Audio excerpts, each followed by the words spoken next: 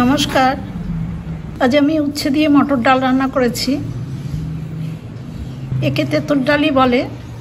ভাত দিয়ে এই ডাল খাওয়াটা খুবই উপকারী। এরকম গরমের সময় তেঁতুল ডাল সবার বাড়িতেই হয়। আপনারা এইভাবে রান্না করবেন, করে খাবেন। খুব কম সময়ে কম উপকরণে এরকম পুষ্টিকর ডাল। আসুন দেখে নিই কীভাবে রান্নাটা করলাম। রান্নাটা করবার জন্য দেখুন, আমি গ্যাসের উপরে মিডিয়াম ফ্লেমে একটা কুকার বসিয়ে দিয়েছি ছোট। 200 গ্রাম মটর ডাল ঘণ্টাখানিক আগে ভিজিয়ে রেখেছিলাম। সেই ডালটা আমি অল্প জলে গ্যাসের উপরে কুকারে বসিয়ে দিয়েছি। মিডিয়াম ফ্লেমে রেখেই আমি কুকারটা ঢেকে দেব, দিয়ে একটা সিটি দিয়ে গ্যাস অফ করে দেবো। মিডিয়াম ফ্লেমে একটা সিটি আসার পরে আমি হাওয়াটা নিজে নিজে বেরিয়ে যাওয়ার পর ঢাকাটা খুলেছি। দেখুন, মটর ডাল কিন্তু বেশি গলে গেলে ভালো লাগে না, তাও অনেকটাই গলে গেছে। ডালটা ভেজানো ছিল বলে একটা সিটিতেই হয়ে যায়। এবার পাশের রান্নার থেকে একটু গরম জল দিলাম, পরিমাণ মতো লবণ দিলাম হাফ চামচ, সামান্য একটু গুঁড়ো হলুদ দিয়ে দিলাম।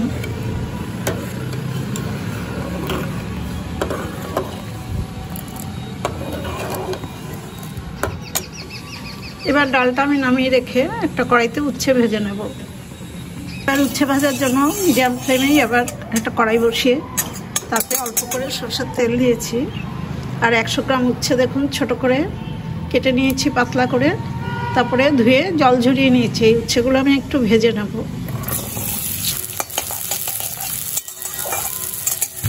উচ্ছে ভাজার মধ্যে অল্প করে লবণ দিলাম আর খুব সামান্য পরিমাণে গুঁড়ো হলুদ। এবার এই লবণ হলুদ দেওয়া অবস্থায় উচ্ছেটা খুব ভালো করে ভেজে নেব। মিডিয়াম ফ্লেমে 3-4 মিনিট সময় নিয়ে আমি উচ্ছেটা খুব ভালো করে ভেজে নিয়েছি। উচ্ছে কম ভাজলে কিন্তু ডালের মধ্যে বেশি তেতো লাগে।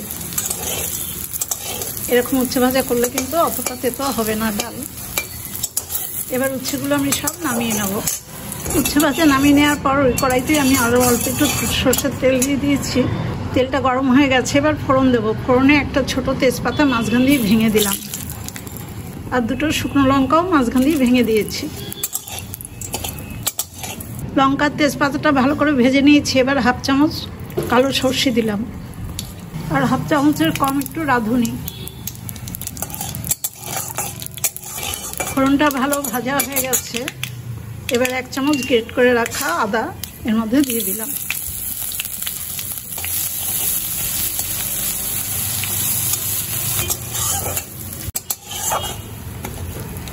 আদা ভাজা হয়ে গেছে।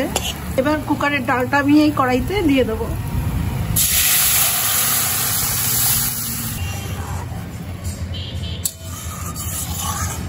ডালটা ফুটে উঠেছে, আমি এবার উচ্ছে ভাজাগুলোর মধ্যে দিয়ে দেবো।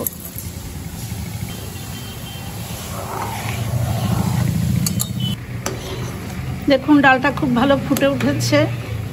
উচ্ছেটা ভালো করে ভাজা আছে, সেই জন্য আমাকে আর বেশিক্ষণ সেদ্ধ করতে হবে না। এই অবস্থাতেই আমি এখন গ্যাসের ফ্লেমটা অফ করে দেবো। দিয়ে ডালটা একটা বাটিতে সার্ভ করে দেবো। ডালটা একটা বাটিতে সার্ভ করে দিচ্ছি। মটর ডাল কিন্তু বেশি গলে গেলে খেতে ভালো লাগে না। এই যে এরকম একটু দানা থাকলে খেতে ভালো হয়। গরমকালে এই তেঁতুল ডাল সবার জন্যই খুব উপকারী। আমার মতো করে রান্নাটা করে খেয়ে দেখুন একবার, খুব ভালো লাগবে।